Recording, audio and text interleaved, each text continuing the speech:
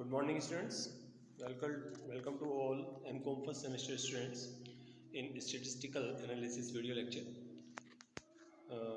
Last video lecture में बेटा हम लोगों ने क्वेश्चन नंबर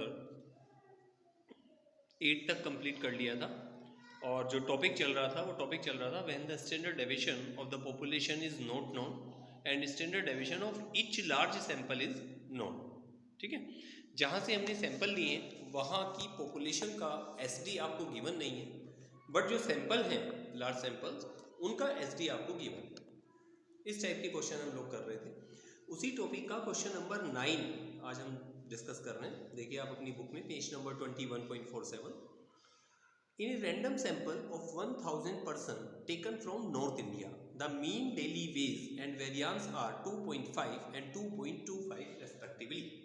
तो हमने जो पहला सैंपल लिया नॉर्थ इंडिया से उसका जो साइज था N1 वो 1000, X⁴1 2.5 एंड SD1 2.25. ठीक है, ये तीनों चीज आपको गिवन है. Then in another sample of 1500 person, तो दैट मीन्स जो सेकंड सैंपल है उसका साइज है 1500, X⁴2 उसका जो मीन है मीन डेली वेज 2.68 और वेरिएंस, अच्छा सॉरी फर्स्ट सैंपल में भी आपको वेरिएंस गिवन है, एसडी नहीं है वेरिएंस है V1 और ये V2 ये गिवन कितना है 4, ये 4 है. ठीक है, ये सब गिवन है. Do you consider the difference between mean wages to be significant at 5% level of significance. ठीक है, तो उसी तरह से दो सैंपल हैं जैसे क्वेश्चन नंबर 7 और 8 में थे और सारा डाटा आपके पास है. तो देखिए सबसे पहले हम निकालेंगे स्टैंडर्ड एरर. स्टैंडर्ड एरर के लिए क्या फॉर्मूला आपको लगाना है, क्योंकि जहां से आपने सैंपल लिए पॉपुलेशन वहां का आपको एसडी गिवन नहीं है, तो इसलिए आपके पास अब जो फॉर्मूला है वो क्या है, SD1² divide by N1 plus SD2² divide by N2. ठीक है, ये फॉर्मूला आपको अप्लाई करना है. तो देखिए SD1², ठीक है बेटा, देखिए SD1² का मतलब क्या होगा, क्योंकि आपको V ऑलरेडी दिया हुआ है जबकि आप जानते हैं कि V = SD². ठीक है, तो SD का हमें स्क्वायर करना है जो कि ऑलरेडी V के रूप में आपको गिवन है, तो आपको ये एज इट इज रख लेना है 2.25, ये ऑलरेडी स्क्वायर हुआ है, divide by N1 1000 plus SD2² यानी कि V2 4 और डिवाइड बाय 1500. इसको आप सोल्व करेंगे तो देखिए 2.25 डिवाइड बाय 1000 करें तो आता है 0.00225 और इसी तरह 4 डिवाइड बाय ये करें और प्लस कर दें 0.00225 और फिर उसका रूट लगा दें तो आपका स्टैंडर्ड एरर आ जाता है 0.07. देखिए अपनी बुक में आंसर 0.07. ठीक है, अब आपको निकालना है सिग्निफिकेंस रेशियो. तो significance ratio is equal to क्या फॉर्मूला रहेगा सिग्निफिकेंस रेशियो निकालने के लिए, X⁴1 माइनस X⁴2, दोनों साइड बार लगाएंगे. X⁴1 माइनस X⁴2 2.5 माइनस 2.68 और डिवाइड बाय स्टैंडर्ड एरर. इसको सॉल्व करेंगे तो देखिए 2.5 माइनस 2.68 और डिवाइड बाय 0.07, तो ये आ जाएगा आपका 2.57. देखिए अपना आंसर 2.57. ठीक है, अब इसको चेक करना है हमें 5% लेवल पे. 5% लेवल का मतलब 95% लेवल की टेबल वैल्यू लेंगे, वो कितनी होती है 1.96. तो हमारा जो कैलकुलेटेड आंसर है वो मोर देन है. ठीक है, मोर देन है तो हमारी जो HO है वो फेल हो जाएगी और डिफरेंस इज सिग्निफिकेंट आ जाएगा. ठीक है बेटा, सेकंड पार्ट देखिए इसका. A college conduct both morning and evening classes intended to be identical. A sample of 100 morning students yield examination result as unknown. पहला जो सैंपल है उसका साइज n1 कितना हो गया 100, उसका जो मीन है x बार 1 वो 72.4 और स्टैंडर्ड डेविएशन SD आपको गिवन है यहाँ पर, SD कितना है 14.8।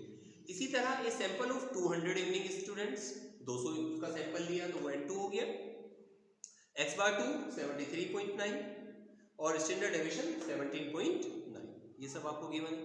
Is there any significant difference between the mean result of both the classes, तो बिल्कुल सेम एज इट इज आप क्वेश्चन करेंगे, स्टैंडर्ड एरर सेम फॉर्मूले में रख के निकालेंगे और फिर सिग्निफिकेंस रेशियो, ठीक है, कर लेंगे आप इसको। थर्ड पार्ट देखिए, the mean population of a random sample of 500 village of Rampur district is 480 with a standard deviation of 50। देखिए ध्यान से, mean population of a random sample 500 village, तो n1 तो हो गया आपका 500 और उसका जो मीन पॉपुलेशन है वो कितना है 480 यानी कि x बार 1 और standard deviation 50। Clear? The mean population of sample of 600 village यानी कि n2 600 village of Agra district is 475, जो उसका मीन है वो x बार 2 475 और standard deviation 80। Is the difference between two sample means statistically significant, तो सारा डाटा आपके पास उसी तरह है, n1 n2 x बार 1 x बार 2 और sd1 sd2, इसको भी आप सेम फॉर्मूले में रखेंगे, स्टैंडर्ड एरर और देन सिग्निफिकेंस रेशियो, ठीक है, ये भी आप कर लेंगे, सेम इसी तरह हो जाएगा। अब इस टॉपिक का लास्ट क्वेश्चन ले लेते हैं 10, फिर 11 से नया टॉपिक स्टार्ट होगा। क्या है देखिए 10, intelligent test given to two groups of boys and girls give the following results, तो यहां आपको सारा डाटा टेबल में ऑलरेडी दिया है, उसको देखिए, अगर हम नोट डाउन करें तो किस तरह से हम इसको लिखेंगे। देखिए, गर्ल्स को हमने पहला सैंपल मान लिया और गर्ल्स की जो मीन है यानी कि x बार 1 वो कितना है 78, SD1 10 और नंबर ऑफ स्टूडेंट्स यानी कि n1 50। बॉयज का जो मीन है यानी कि x बार 2 73, SD2 15 और जो उनका नंबर ऑफ स्टूडेंट्स है वो 100 है।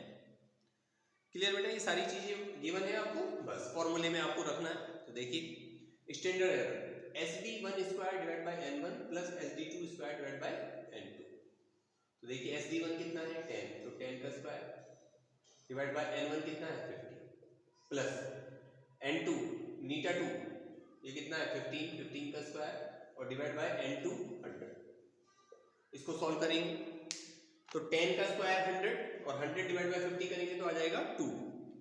इसी तरह 15 का स्क्वायर 225 और डिवाइड बाय 100 करेंगे तो 2.25, 2.25 और 2 दोनों को प्लस कर देंगे, उसका रूट लगा देंगे तो ये आ जाएगा 2.06, 2.06 1, 2.061, ठीक है। देन सिग्निफिकेंस रेशियो x बार 1 माइनस x बार 2, तो x bar 1 78 minus 73 divide by 2.061, इसको सॉल्व करेंगे तो देखिए 78 माइनस 73 5 डिवाइड बाय 2.061, तो ये आ जाएगा आपका 2.43, ये आपका सिग्निफिकेंस रेशियो आ गई। अब इसने पूरे क्वेश्चन में कहीं ये नहीं बताया कि आपको इसको कितने परसेंट लेवल पे चेक करना है, साइलेंट है उसके लिए, तो जब कुछ नहीं बताता तो 95% लेवल पे भी कर सकते हैं, 99 पे भी कर सकते हैं और अगर कुछ नहीं कहा गया है तो 3 सिग्मा पे कर देते हैं। तो हम अगर इसको 3 से कंपेयर करें तो 3 से कंपेयर करने पर ये क्या आता है लेस देन, तो लेस देन आता है तो हमारी HO क्या हो जाएगी ट्रू, HO ट्रू। हमने क्या माना था डिफरेंस इज नॉट सिग्निफिकेंट और वो हो गया ट्रू, तो आंसर में क्या आ जाएगा डिफरेंस इज नॉट सिग्निफिकेंट, देख सकते हैं आप अपनी बुक में। तो क्वेश्चन नंबर 10 तक आप सभी स्टूडेंट्स को कंप्लीट कर लेना है और फिर हम नेक्स्ट जो जूम लेक्चर होगा उसमें हम क्वेश्चन नंबर 11 से स्टार्ट करेंगे, ठीक है बेटा। 10 तक आप सभी लोग कंप्लीट कर लें और पेंडिंग न छोड़ें कोई भी क्वेश्चन ना, क्योंकि प्रैक्टिस मस्ट है जो भी कन्फ्यूजन्स हैं या ये प्रॉब्लम है कि कहाँ पर कौन सा फॉर्मूला अप्लाई होना है, वो सारे कन्फ्यूजन जो है वो प्रैक्टिस से ही दूर होंगे, तो इसलिए प्रैक्टिस ज़रूर करें।